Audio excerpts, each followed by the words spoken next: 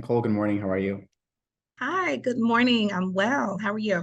I'm doing well. Thank you for joining me today. Please introduce yourself, your name, your role, and organization, and your path to education as well. Will do. My name is Nicole Duckett. I currently serve as the Chief Operating Officer for the Center for Black Educator Development. I've been in this role now for just about a year and a half, so about 18 months. Certainly feels like I have been here much, much longer, but it's been just around 18 months. Prior to joining the center, I was working as a network director of operations, which is very similar to managing director work for Ascend Charter Schools. They were at the time a 15 school network based out of Brooklyn, New York. And I served to support directors of operations across K-12 schools. Prior to that, I toggled between KIPP Nashville and KIPP Philadelphia for about 7, 8 years, where I served as director of operations in Nashville. I founded an elementary school, and then came back to Philadelphia to work for a couple of more years. Charter schools was my path to my educational journey as a professional.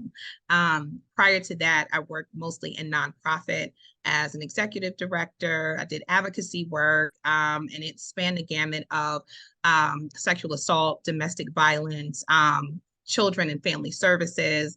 And then I made the switch to education probably about 12 years ago. Yeah, you've had a pretty expansive journey, I would say.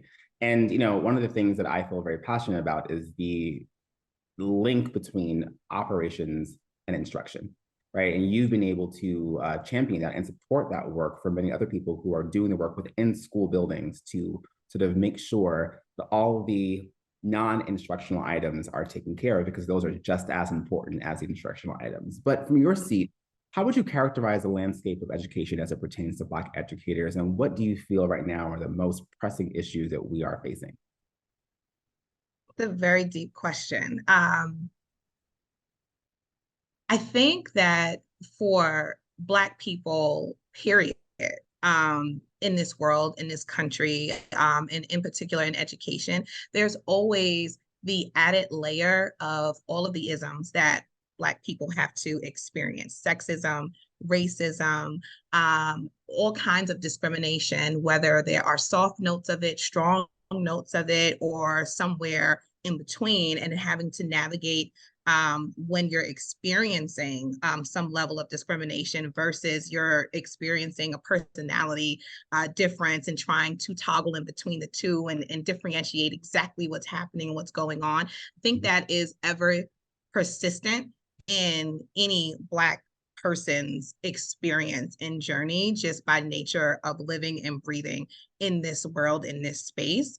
And depending on what labels or titles that you also come with, whether your gender, your sexual orientation, your economic status and what that was and how you were raised, all of that adds so many different layers to what your experience is going to be and how you perceive what that experience is. So I think that in terms of what Black educators go through, they go through that with the added layer of the demands of being an educator, depending on what sector they're in.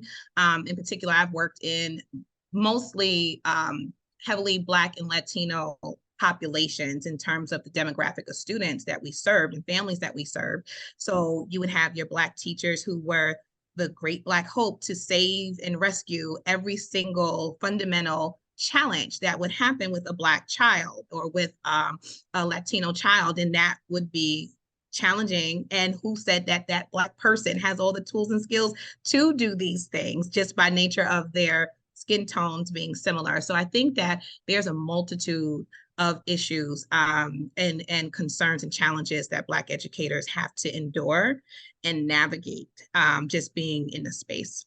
Yeah. One of those challenges is the system in and of itself, right? And so, what systemic changes do you think are necessary in the broader educational system to truly advance the status and quality, equity of Black educators? Coming from an operational perspective, I share similarly with the statement that you made around the intersection of operations in the educational industry, in the nonprofit industry. I am a huge champion that business of any sort needs to be approached from a business model mindset, coupled with the mission and the goals of the organization.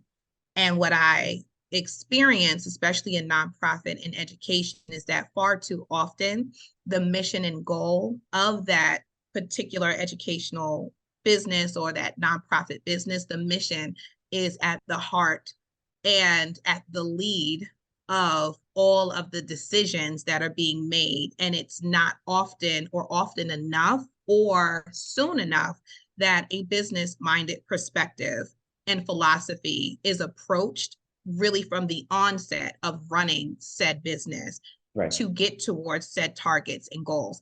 And I name that in conjunction with the question that you asked, because before we are thinking through what systems need to be in place in order to support Black educators, Black children, educators across the gamut, children across the gamut, we need to approach it from a business-minded mindset and philosophy to look at the data, look at the facts, look at the trends, and all of that comes along with business administration and business modeling.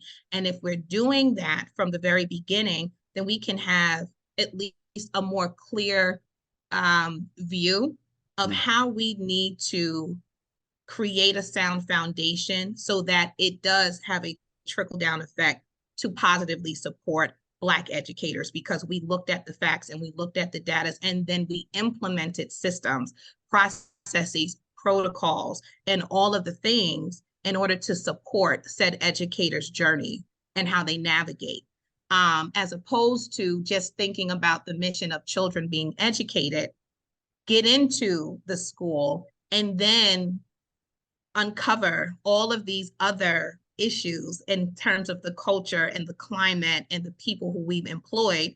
And now we're trying to backtrack what we've already put in place or backtrack what we've already started. It becomes really, really difficult to do that. So I don't have the one fix all answer, but I do vehemently believe that we have to think about the business of education as a business so that we can really look at creating strong systems and strong foundations for all people who are involved.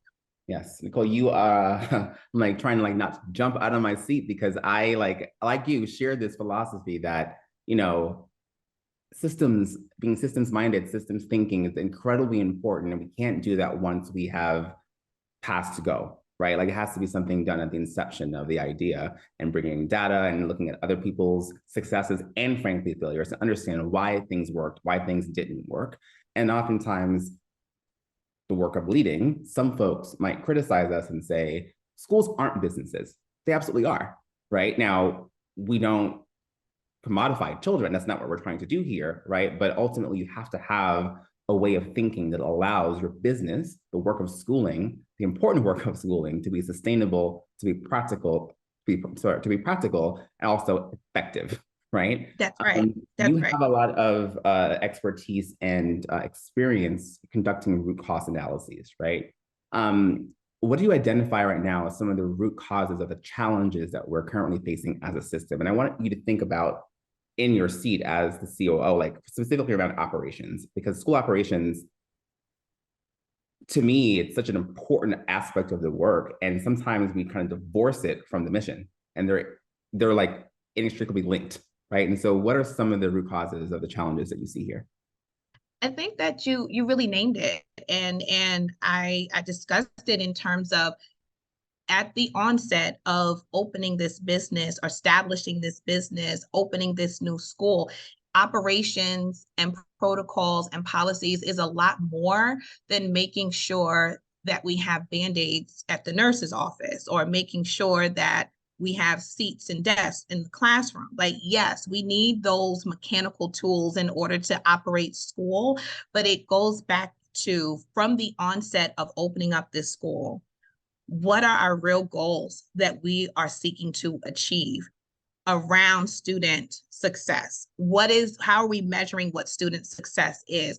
And once we have a clear definition of what these main targets and goals are for our students, then you are having your operational expert, your instructional expert, your financial expert, you are having all of the people at the table, your talent expert, all of the people at the table that need to construct their given work streams as it relates to targeting those goals. So what does your operational expert need to do as it relates to student achievement? What do they need to make sure are in place beyond the furniture in the classroom and the color of paint on the walls?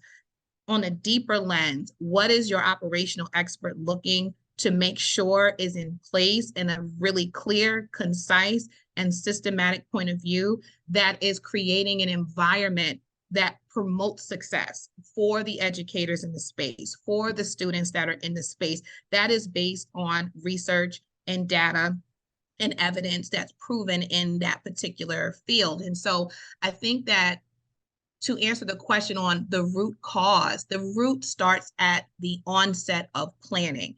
When you're talking about your Apple corporations, or you're talking about, T-Mobile, or you're talking about any of these huge conglomerates, they're not just thinking we want to sell a cell phone. So let's just open a store and get the product and then figure out the rest as we go. There's years of planning and years of expert minds in the space from a global standpoint that they have very clear goals. They have metrics behind those goals. They have deep ways of how they're analyzing their progress towards said goals, or what challenges and barriers are prohibiting them to achieve said goals. And then they are implementing their plan, they're training their staff like a well-oiled machine. That Chick-fil-A model of, everyone loves Chick-fil-A, no one wants to go to McDonald's, but it's because they have a very well-rehearsed routine of how they speak, how they greet, how they take the order, how they make the order. It's not just by osmosis because you're dealing with adults that somehow it's all going to fall into place. Right. There has to be an intentional plan that is research based. It has to be intentional rollout. There has to be initial training, ongoing observation and accountability, and then people coming back to the table to assess what's going well, what should be adjusted, and what opportunities and challenges are we looking ahead that we can begin to take advantage of or mitigate for right now. And way too often in the spaces that I have had the experience at working at, it is constantly what's happening right now, what's on fire right now. How are we trying to undo what someone did or did not do yesterday that consumes the space, the mind, the time. They can't, there's no time, and there's nobody that can put effort into it. It's just this right now, let's fix it sort of mentality and mindset. And so I think in terms of root cause, how do we get ahead of this from the beginning? Intentional about it from the beginning, put the mission in the center, but put the business and the operating practices to surround that mission from the onset so that we can make this as successful as we possibly can. If every organization had Nicole, the world would be a better place. Nicole, you now, right, you talked about your experience, right, being at charter networks, right? Some of them span sort of different states, but now you're in a role in an organization that has national impact, right? And so from your seat right now, how does the issue of representation among education or just educators impact the advancement of Black educators and systems leaders specifically, right? Because I think right now we're talking about, and we have talked about just like the works who are teaching and leading, but leading systems in an organizational setting, we oftentimes don't see representation there either. And so how does that impact sort of our advancement and the perspective that we too can hold those seats and be successful? It's huge.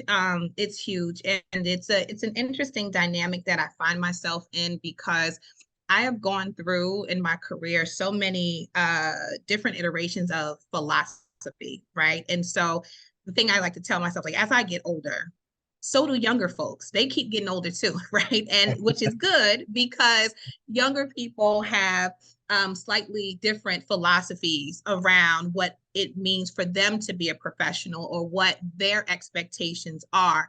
And so it continues to grow me as well as challenge me because who I was 25 years ago as a professional is very different from the expectation that people have on what professionalism means today. And so I name that just to say that representation is extremely important because in my early career, I didn't only have to navigate being a woman, being a Black woman, being a darker toned Black woman, and what that might have meant to the stereotypes, negative and maybe positive, that other people had about me. But I also had to navigate culturally where I was from. I was working early in my career in the South, but I was born and raised in the North. And so there was a different orientation in fashion, in style, in hair, in clothes, and like, you know, all of these things that I had to constantly navigate. And I didn't often see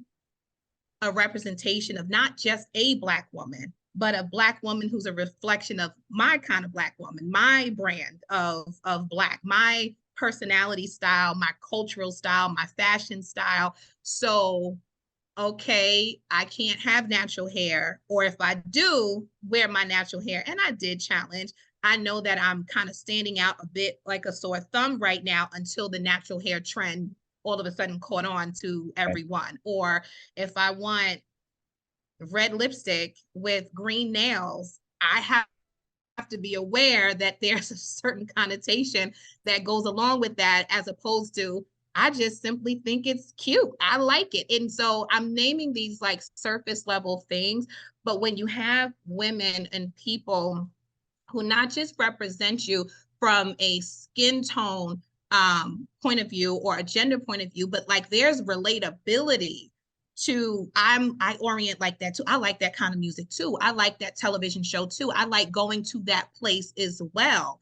And it's not a negative connection to what those things are. And that person has elevated a level of promotion, and they are extremely well versed and amazing and talented at what they do, and they don't come in one particular package. It does encourage and ignite that you can literally do and be whomever you want to be, and it doesn't have to be shrunk down to it has to look like this or it has to sound like this. And so in terms of representation with Black people, just along with any other culture of people, we come in different shapes, sizes, thoughts, personalities. There's plenty of Black people I love. There's plenty of Black people we don't get along, and that is okay. That is the human walk of life. You know what I mean? And so representation for me is to have individuals that are a reflection of the identity of our culture. In America, our culture regionally, we have representation in all shapes, forms, and sizes, who are brilliant, who are intelligent, who are talented, and are a reflection of the identity of the culture of people that are in our environment. Yes. One thing I'm heartened by, while I think it could be more expansive, is when we, many of us, not all, certainly not everyone's story, growing up, right? I was blessed to have Black leaders, Black teachers in my mom's native country, Jamaica. Like that's just what it was, right? That it didn't seem foreign to me. Being here in the States, it was foreign to me. Didn't have my first Black academic teacher until I was in high school, right? Mm-hmm. And so that issue of representation, but the first time I saw a Black school systems leader, right? Mm-hmm. And so so the reason I asked that question is because the work we're doing right now, so much of the conversation has been around Black educators, and of course, right? Like that's why we're here, right? We believe in that mission. That's incredibly important. Black systems leaders are equally important, right? The folks like you who are leading the work of operations, folks who are on the policy front. It's important that we are well represented across sort of the sector, because Not everyone wants to be a teacher, and that's okay. People want to be business leaders, and that's okay. People want to be on the front lines of policy, and that's okay. And no matter what intersection you find yourself in, we all need to be represented. So thank you for that incredible reminder and the clarity with which you sort of demonstrated your thinking. Is necessary, it's impactful, it's important. I thank you very much for all the great work you're doing and will continue to do. So thank you very much for being here today. Thank you. I appreciate it. Thank you.